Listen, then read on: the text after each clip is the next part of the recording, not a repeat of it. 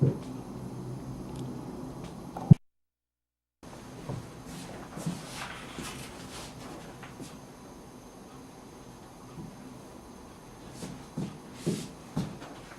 everybody, welcome again to another program of Yeshiva Classroom, and we're on at this time every week. We're also on YouTube, right, Yeshiva Classroom, and also the people who have Optimum Online will now see it Sunday evening. Sunday evening, you can catch Yeshiva Classroom, I believe it's 7 o'clock or 8 o'clock on channel 20. And of course, after Shabbos, 9:30 on Saturday evening too. So that's for Optimum Online. And of course, the other channels remain the same as far as time. In Nassau County, it's FiOS channel 40 on Wednesday night, right? On FiOS, those holding the FiOS contracts will be able to catch it on on Wednesday at channel 40 at 8 o'clock. FiOS channel 40 at 8 p.m.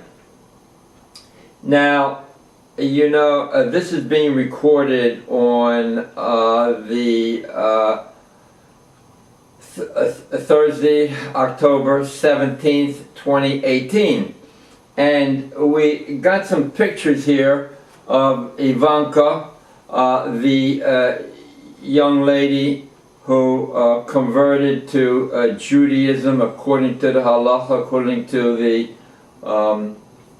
according to the Torah's way to become a Jew. And it's very interesting to note we have some pictures on her, and she takes it very seriously, the commitment to practice and observe and to believe in the one God that Abraham, the first Jew, went out of his way to realize that there is a God.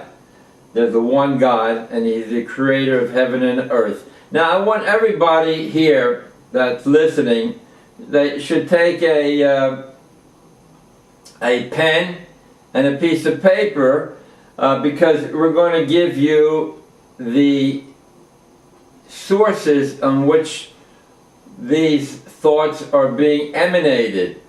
In other words, the sources are going to be from the Torah, our Bible, the Jewish Bible, which, if you look and write down Deuteronomy, D, chapter 31, verse 24, right, in Deuteronomy, over there it says, God dictated the Torah, the 5 books of Moses, to Moses. And he made 12 copies, giving it each of the tribes one copy. The original was kept in the ark with the 10 commandments that were written on stone. 10 commandments were written on stone by God. Although Moses prepared the stone tablets, but the hand of God, so to speak, inscribed them on that stone, and the stone is kept in the Holy of Holies in the temple, the portable temple first, right in this building here, the portable temple firstly, right, and that was on the travels throughout the desert, the 40 years that the Jewish people traveled before entering the land of Israel. And during that 40 years, they had the portable temple, the enclosure, right? The enclosure, the altar, the Holy of Holies, and the other appurtenances for furniture that was housed in that portable temple confines. You see the cedar beams that make it into a rectangular enclosed area. Now that's discussed in the book of Exodus, all the details, and the portable temple that we're holding here was placed in the middle of the encampment. The encampment, wherever the Jews traveled during those 40 years prior to entering the land of Israel. So, if you look at Exodus, write this down, Exodus, right? You got your pen and paper. You have to do work because that's the name of the game. That's why Judaism has failed so much in the adult education department, and I'll explain that hopefully. But write this down, Exodus chapter 28:5 and Exodus chapter 29:46. Exodus chapter 29:46. In there, those two sentences say, make for me a Mishkan, a temple, right? Make for me a Mishkan so that I may dwell in your midst. Make for me a Mishkan so that I may dwell in your midst. In the midst of the encampment where the Jews traveled those 40 years prior to entering Israel, the land of Canaan. So it's a direct commandment from God to build a portable temple in their journeys. And the journeys that they made during those 40 years totaled, I think it's 44 stops they made. And the longest stop was 19 years. They stayed in one place 19 years. But the people could see the presence, so to speak, of God's command in the midst of those 12 tribes who dwelt around the portable Mishkan, the portable tabernacle, right?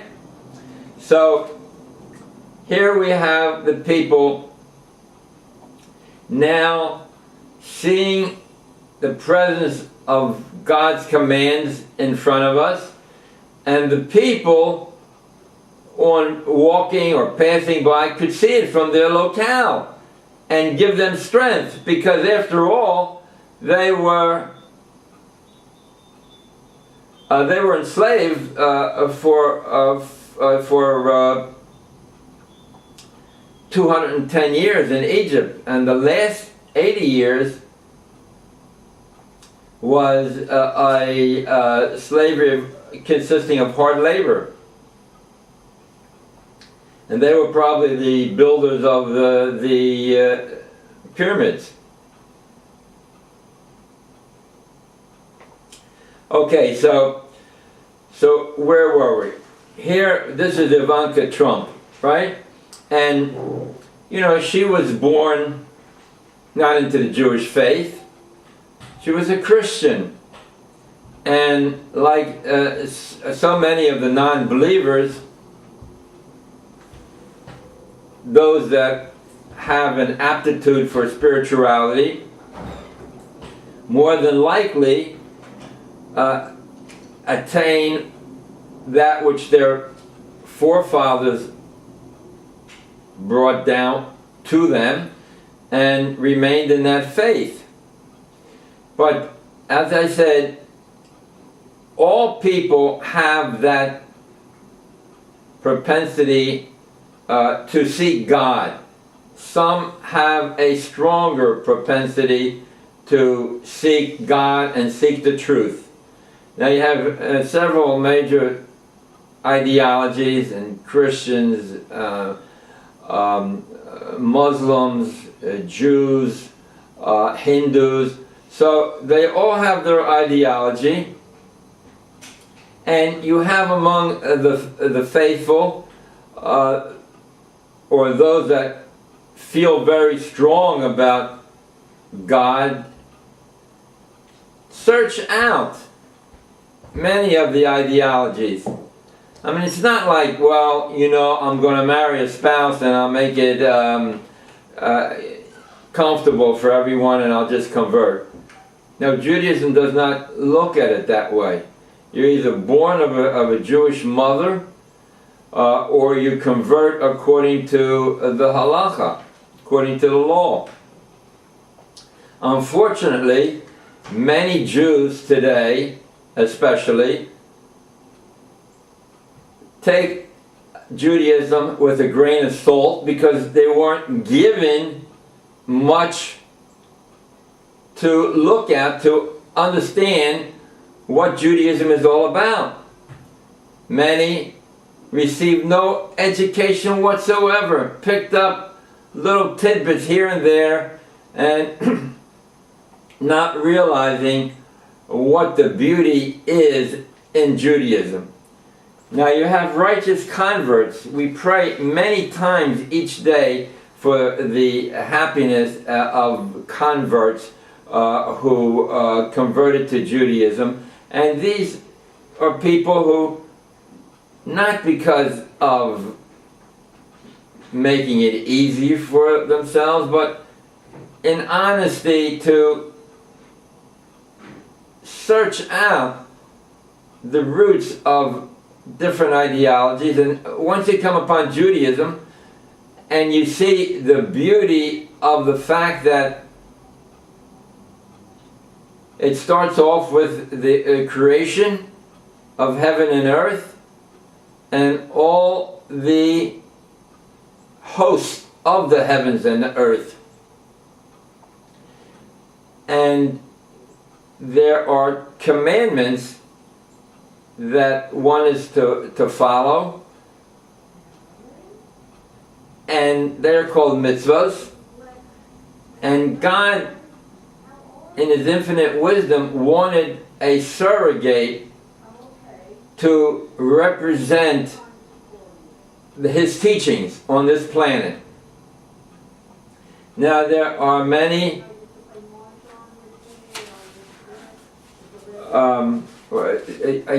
right. So, you know, how do we know this? From the second sentence in Genesis, right? Genesis chapter 1 verse 2. We want to get to some other pictures of Ivanka here.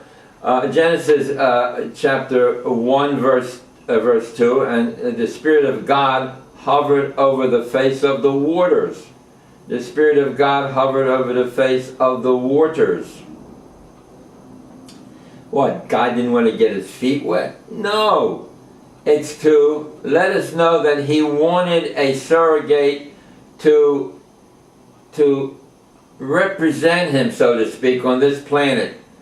To be holy, right? Emulating perfection and emulating God's deeds that we learned from the Torah. And we see that there are many people who believed in the one God. Actually, they studied through observation and realization that it is the one God who created everything, because everything is in sync with everything else for one reason.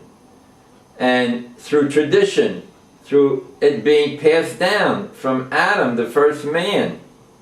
But we see that right away, Adam's son, Cain, even though he had this tradition from his father, that God had spoken to Adam, telling him not to eat of certain foods, Nevertheless, he committed a grievous sin, and he killed his brother Abel, because half the planet was not good enough for him, you know. So right away we see that there were transgressors, and Adam gave birth to Seth, another son, whom we are descendants of. People of today are descendants of Seth. What happened was that Seth progeny was Lemach, and Lemach gave birth to Noah, and he was a very righteous man in his generation, very extremely righteous, and followed the laws, and was given a direction of 7 general categories which he was to follow. And Noah wasn't Jewish. But we see that after a while, after a long while, because Noah's descendants were Shem, Ham, and Aver, right?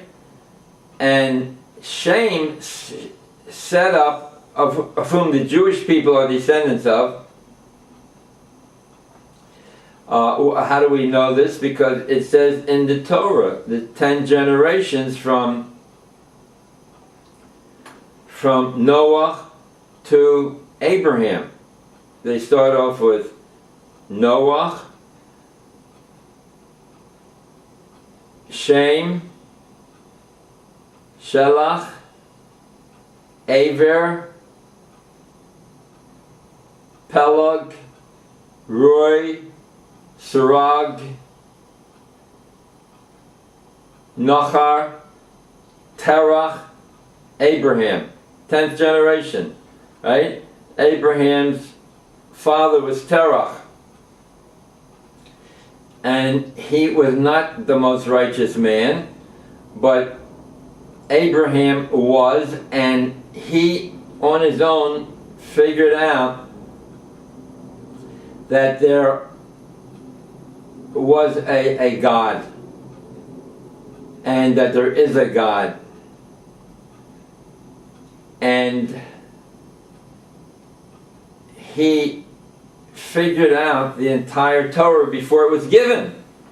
He figured out the directions, directives, and ordinances and commandments that God wanted man to carry out. And that's in Genesis, right? Genesis, or Bereshit in Hebrew, chapter 26, verse 5, in Genesis, 26, verse 5. So where are we now? So we see that Abraham, so God said in Genesis 8, chapter 18, verse 19, write it down. For I know Abraham will teach his children and his household the ways of God. For I know Abraham will teach his children and his household the ways of God, of charity and justice and righteousness. So from there, God knew that he would continue this act of being a surrogate. And that was their charge, to keep the commandments.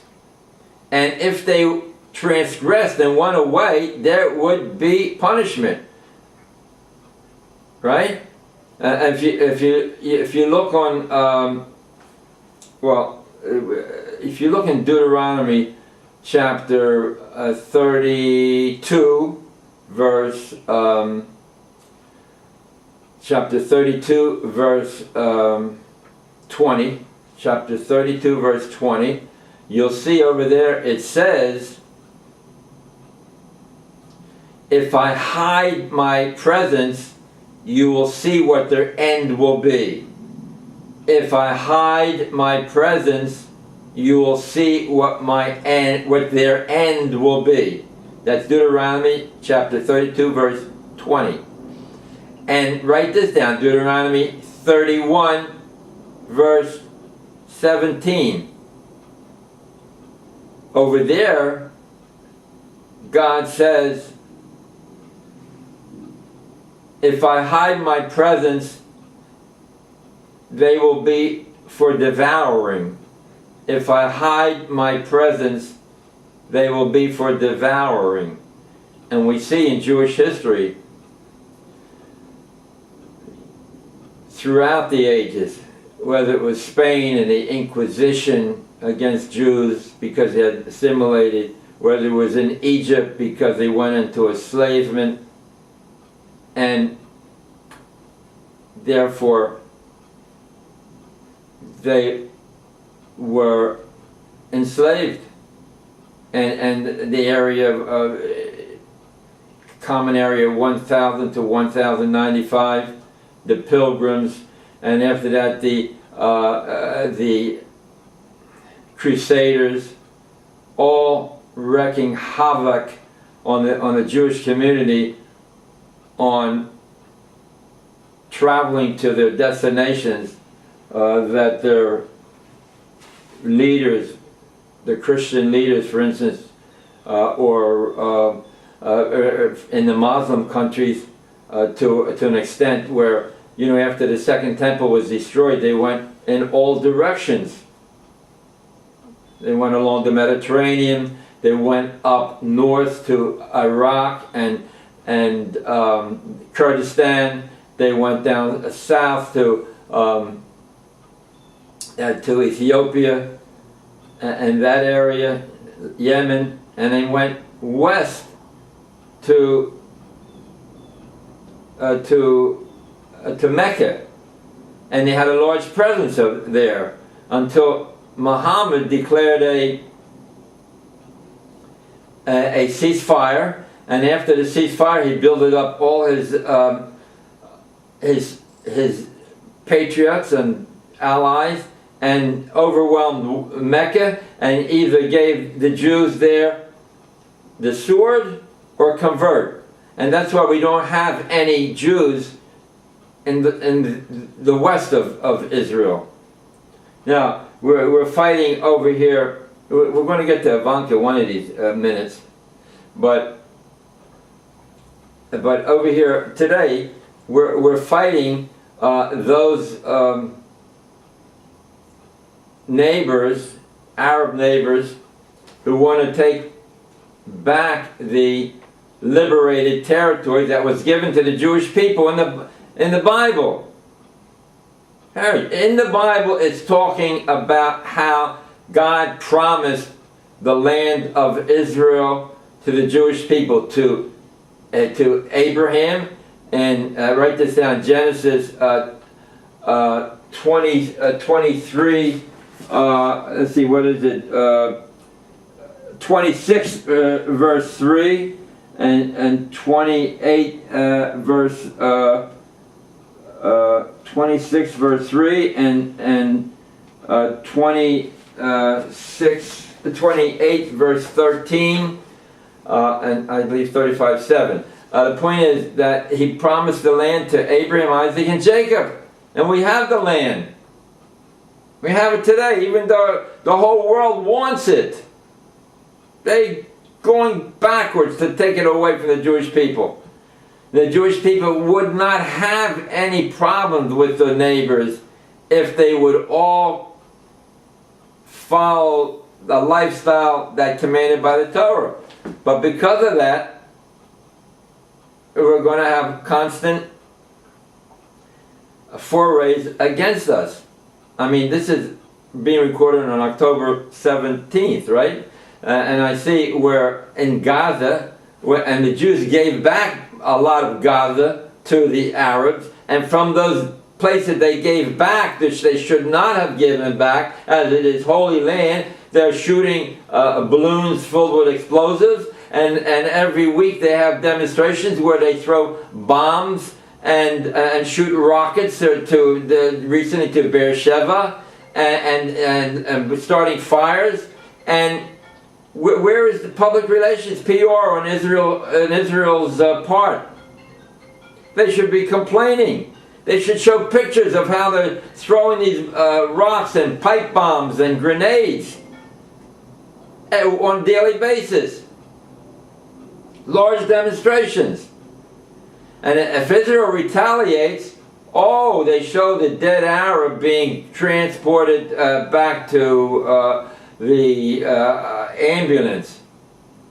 That they publicize throughout the media. The Arab media knows all about that. But Israel, where's their media presentation of what led up to this problem?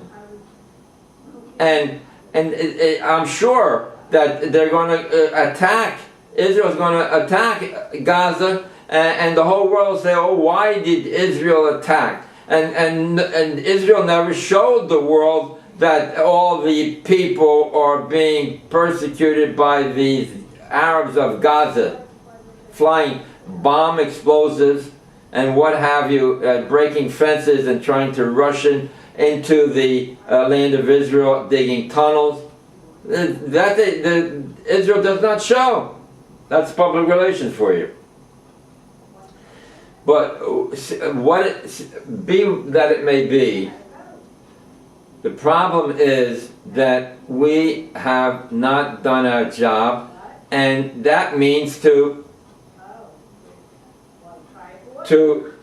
inform the public in a intelligent manner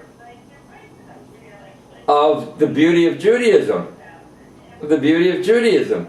And there are people throughout the generations who have seen the beauty of Judaism and seen the truth of godliness through the Jewish people and have converted. And they have been persecuted in the Roman times.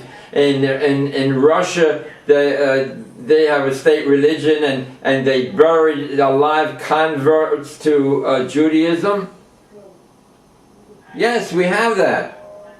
But today, we have another tzedekis, a righteous person, in the form of, or in the person of Ivanka Trump. Now, she has everything to live for. She doesn't need an albatross, so to speak, around her neck of not eating this and not doing that, or what the restrictions might be, although they are happy and beautiful reigns, R-E-I-N-S, on our lifestyle. Actually, in Leviticus chapter 20, in Leviticus chapter 20, there are 26 verses, and to be holy, it says not to be immoral, not to worship strange gods, and eat kosher, right? Eat kosher is one of the ways to become holy. And a person says, well, I don't understand it. Or the Reform, the Conservative. There are no denominations in Judaism. Or they say, oh, look, it makes sense if I'm telling you you don't need it. We have USDA-approved meat and cattle. You don't need kashrus. You don't need archaic laws. And the people are happy. Oh, good, fine. It makes sense. It's common sense. But these so-called Mickey Mouse rabbis, these Reform and Conservative Reconstructionist Salem people who want to change reincarnate the wheel, right? Make it a different way so that the people will feel, I am not transgressing, because the Rabbi Judy, says that it's okay. So if she's got rabbi, well, look, the rabbis and the Orthodox, not Orthodox, true Judaism from Torah, Judaism from Sinai, based all these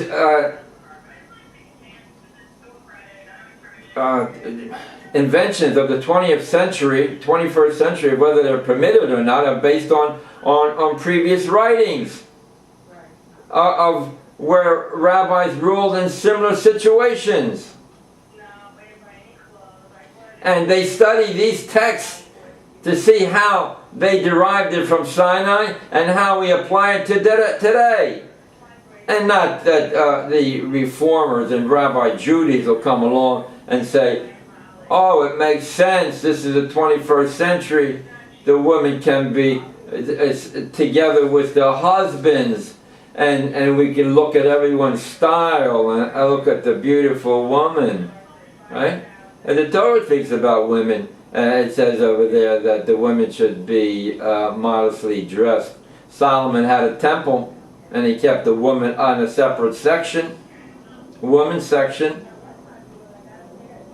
So those righteous converts have a natural ability to attach themselves to truthfulness, and they see that Judaism makes sense. You say Judaism makes sense. You know, I wrote a book, Judaism Makes Sense, by Ann Glick, G-L-I-C-K. You can get it at, you can buy it on Amazon.com, or it's in Judaica Plus.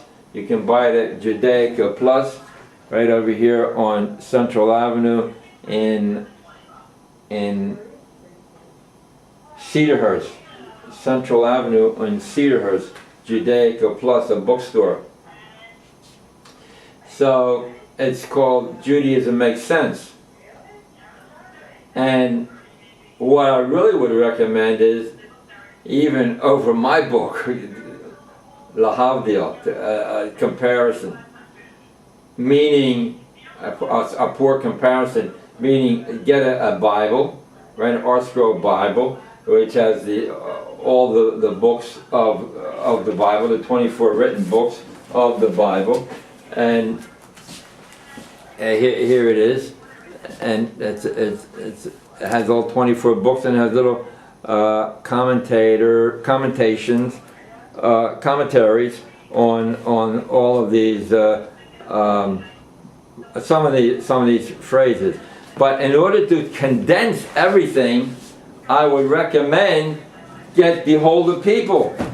Look, you're sitting there, you're watching a little bit of TV, and you know, it's tune in for a couple seconds, and well, listen, I had a bar mitzvah, or I went to Hebrew school. Look, Kagan went to Hebrew school, the Supreme Court justice. There are 3 Supreme Court justices that are over 80. So maybe Trump will be able to do some more good things.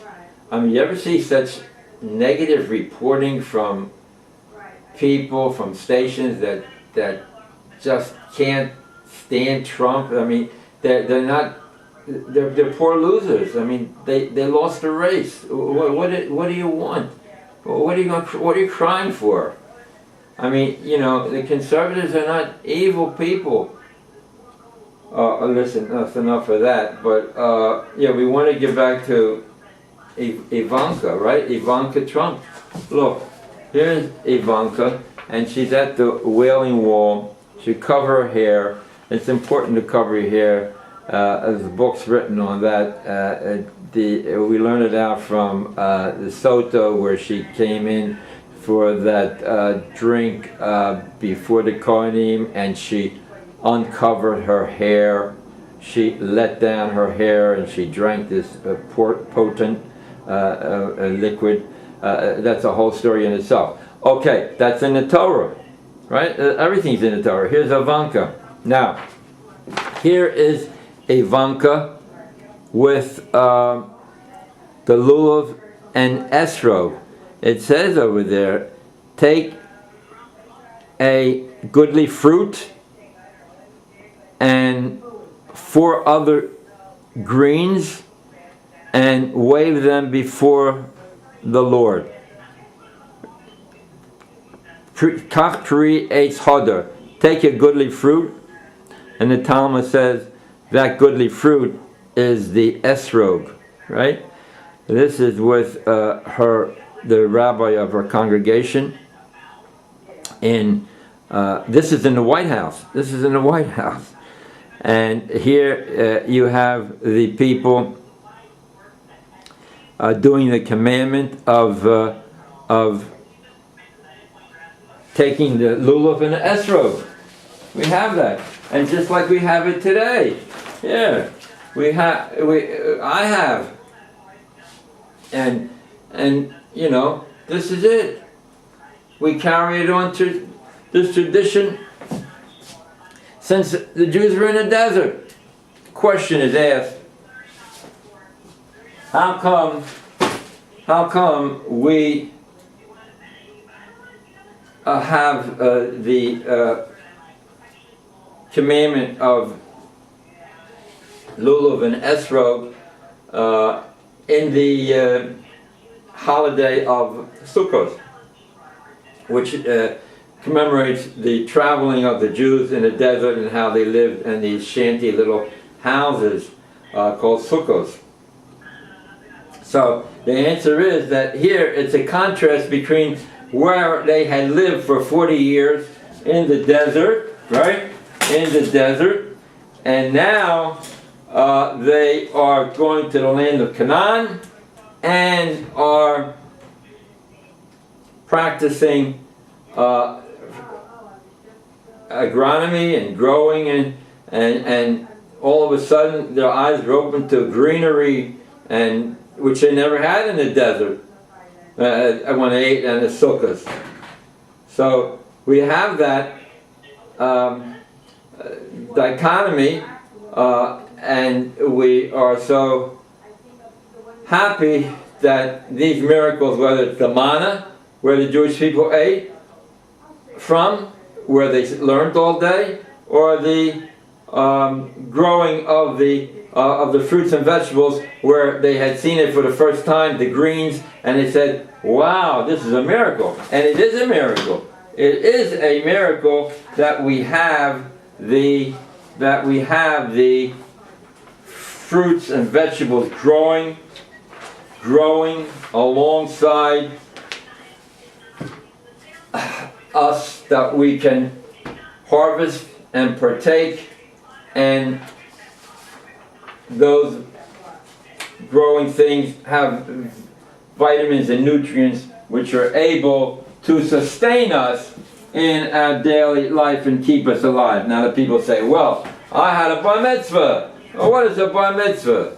It's the son of the commandments. And they say, well, I'm 55, I never had one, so they call them up to the Torah, and they say, well, say this in Hebrew, transliterate it for you. And they said it, and they said several lines. They said, well, now you're bar mitzvah. Oh, good, thank you. So I'm a religious guy. What is a bar mitzvah? It means the son of the commandments. What is it? Asher bochar bonim mikol amim. That you have chosen us from all the nations of the world to give us the Torah to live by. Not, oh, I was bar mitzvah. I was bar mitzvah. I said a bunch of Hebrew transliterated words, and excuse me.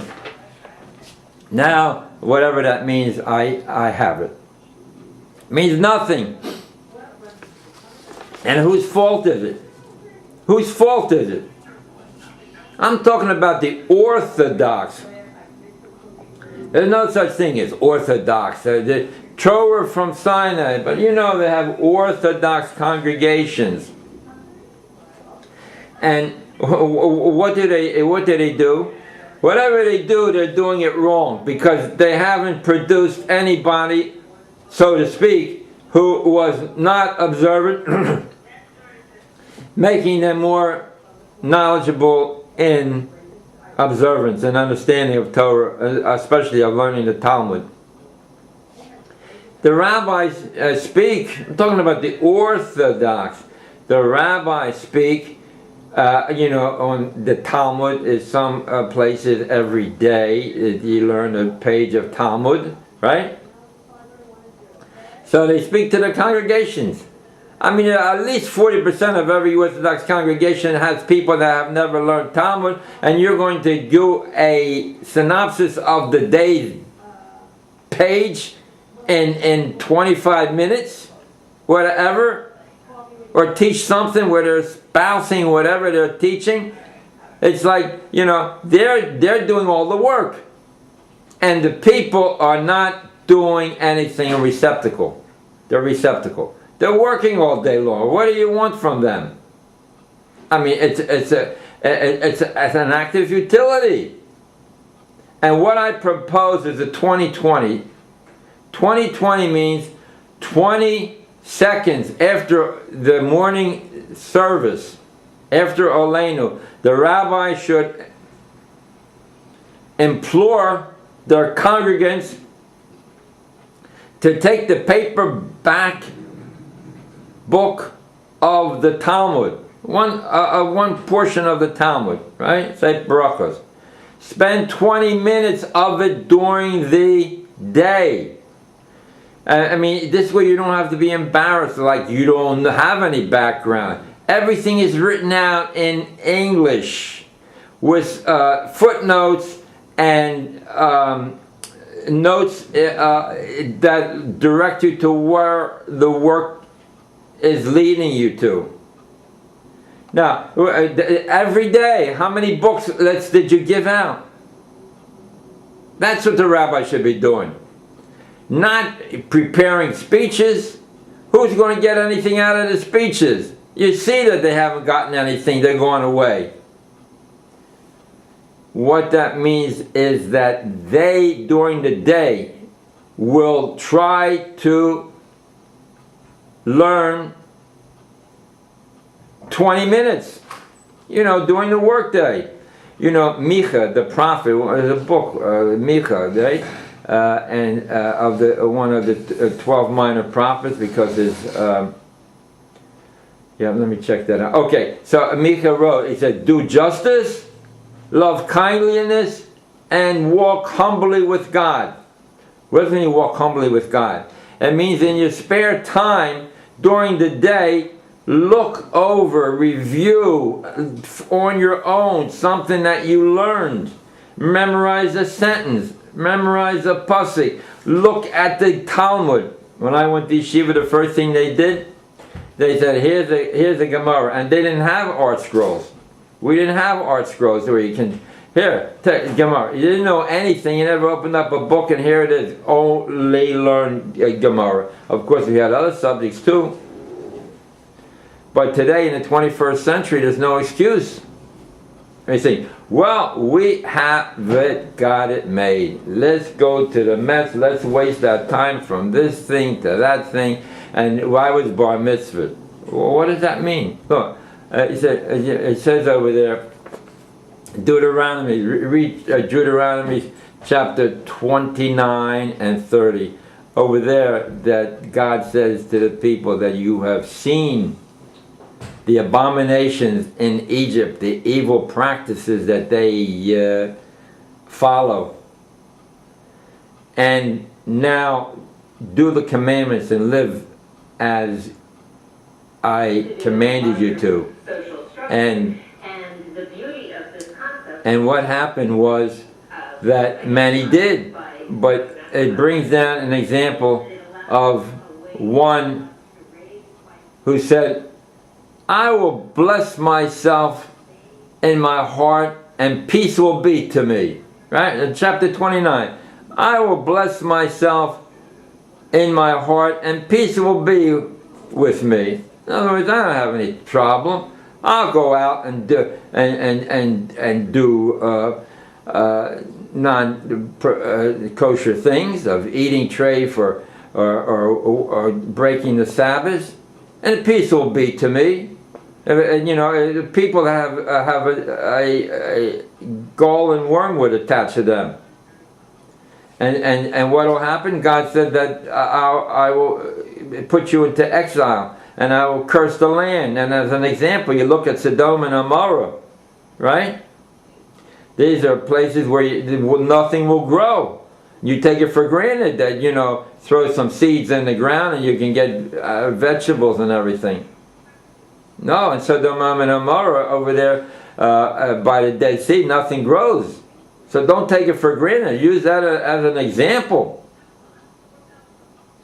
Look, you were born with a soul, S-O-U-L, and those Jews have gotten this through posterity of having stood at Sinai and seen the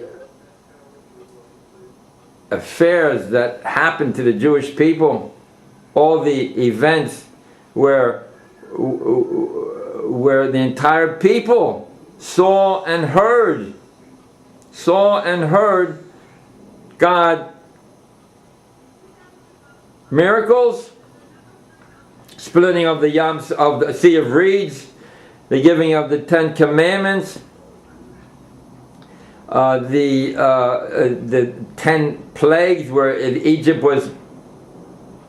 was stricken with, and we repeat them every day in our prayers so that we shouldn't forget them. That we shouldn't forget them and realize that there is a God. And it is realized that it is Abraham that came to the conclusion that there is a God, and God made a treaty with him and promised him and his posterity through Isaac. Genesis 17:19 promises posterity through Isaac that they will inherit the land, and I will be a God to them. And I will be a God to them. In every book of the Bible it says, I will be a God to them. Write this down. Genesis 7:6, Exodus is 7:6. Leviticus is 26:12. Numbers escapes me at the and Deuteronomy is 29:4, right? And Genesis it's 17:7, chapter 17:7. Exodus chapter 7 verse 6. Leviticus 26 chapter 26 verse 12. Numbers chapter 15 verse 41, right? 15 verse 41, and Deuteronomy chapter 29 verse 4. And in all these places God says, I will be a God to you. I will be a God to you, the sons of Abraham. And our part of the covenant, we are to make an indelible mark on the male, a circumcision after the 8th day of birth. And that's the covenant we made with God. And when we go astray and break that covenant, then it will be very difficult for us. God will hide his presence, and you'll see what the end will be.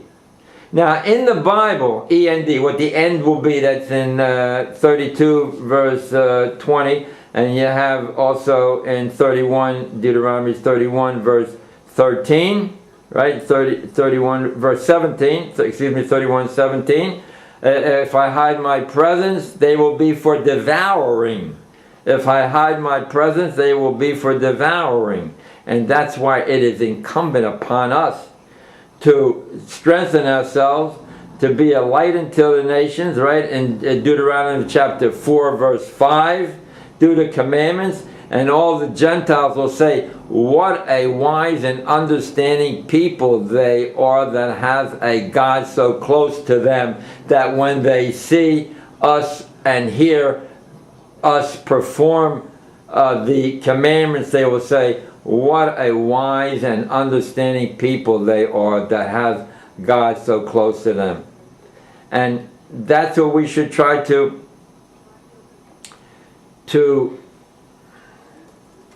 bring to our fellow man. And over there it says in Leviticus chapter 17, 18, you should not hate your fellow man. You should not seek revenge or hold a grudge. And you should rebuke your fellow man if he goes astray, but not if there is a argument from him. Not if there's an argument from him. Because you don't want to create animosity, and you try to show by example how a Jew should conduct themselves and not be fearful, but realize that it is all because our covenant with God. And you say, well, I wasn't there. I didn't make the covenant. And there it says over there in Deuteronomy, write it down. Get that pen and paper out. You got to do the work. Not just to sit down like some latke and listen to with a half an ear. 29:13, God says, I make this covenant with those people who are standing with me now and future generations who are to come after them. The covenant is still in effect, right? The covenant is still in effect forever. And 29:28 says, 29 and Deuteronomy 29:28 says, the hidden things, the hidden transgressions, I will address. But those that are revealed to everyone, you are to address. Those transgressions that are revealed and open, those are for his fellow man to address. And again, I implore you, I implore the congregations, that you have to do the work. You have to do the sweat and the blood, and then you receive the reward. What does it say in chapter 28, verse 9? 28, verse 9, it says, if you keep the commandments, then all the people and Gentiles will have awe and fear of you. Again, 28, in Deuteronomy chapter 28, verse 8 and 9, walk in the ways of God, and if you do the commandments, all the peoples of the world will have fear and awe of you. Try it, and you'll see that not only are you being positive and doing, but also you are accruing holiness marks for your soul. That's the name of the game. Well, how long are we living here? 50 years, 60 years, 80 years, 90 years. It goes by quickly. Time to be born, time to uproot, time to plant. All these times are how we conduct ourselves. Here we took Ivanka Trump, who has so many things that she could involve herself in. And what's so more important than to do the mitzvahs? Because what does Solomon say in the book of Ecclesiastes? He said he had everything. You know, just like Ivanka in those days, he had every joy of gardens and harems and you name it. Solomon had it. Everything that was available to him. But the last sentence that he says, but the sum of the matter is, when all things are considered, the keeping of the commandments are the paramount obligation and truth. The keeping of the commandments. The keeping of the commandments. Solomon said it. And look, Ivanka came from the minor leagues, so to speak. She didn't have any kind of parental guidance, but on her own she figured it out that the Torah, the Bible, the Jewish Bible is the real McCoy, and she made that step. All of us, all of us have a soul that is gifted with a desire to seek godliness. Some more so. Some especially Jews. And you have to rub very hard so that it can be palatable to them. Now you have the day school movement, for instance. How much time is there allotted for Jewish studies? I mean, basically it's the morning AM sessions, and there's so many annoyances and disturbances until they get down to your seat, and then you're back into the secular subjects again. No, if I ever win the lottery or whatever, the mega or whatever, I would do, first of all, a realignment of the day school movement, where there should be emphasis, where hours should be spent, like the Haredis, the black and white, very ultra, they want to call them ultra Jewish, where the paramount drive is for the fear of heaven, awe of heaven, that there is a God, that He created the heavens and the earth, and to show gratitude with meaning when you say the blessings on all the things that God gave us, whether it's the food or the clothing, and marvel at the wonders how all these fibers came together to form clothing, and God created the lamb and the sheep and the cow and with its meat and its milk. I mean, a lamb with its wool. I mean, and the flax, all these things, it just happened. It just accidental, Mother Nature. God